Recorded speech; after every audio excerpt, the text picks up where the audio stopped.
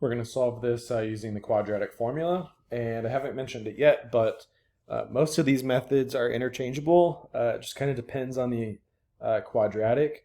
Factoring will only work for certain trinomials. The numbers have to work out, but it's a faster, easier way, and just kind of looks better. It's just easier to work with.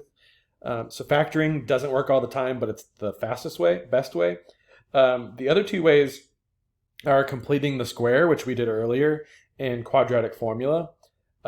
Quadratic formula is kind of messy, but it always works. So if you want to go to something that always works, even though it's a little bit messy, quadratic formula is the way to go.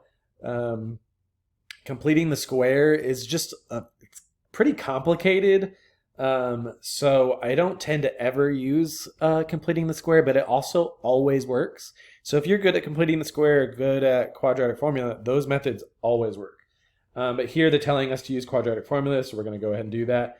It's in standard form already, where you've got it in descending order, and it equals 0. So you're going to go ahead and plug these values into the quadratic formula. So x equals negative b. You're going to plug in negative 30 for the b, plus or minus square root b squared, so negative 30 squared, minus 4ac, the a is 9, the c is 25, all over 2a, plug in 9 for a.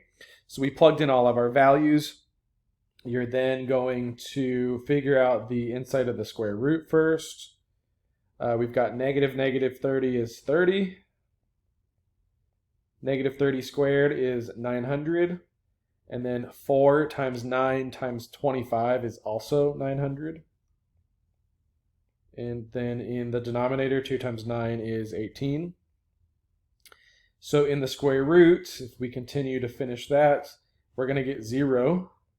So we get 30 plus or minus the square root of 0 over 18. The square root of 0 is 0, so really this term just cancels out. So our answer is 30/18.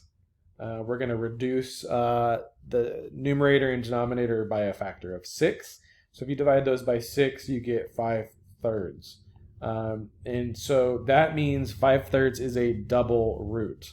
That means it is there's only one answer, but that is the answer for two different factors. That means we could have factored it even though it didn't tell us to.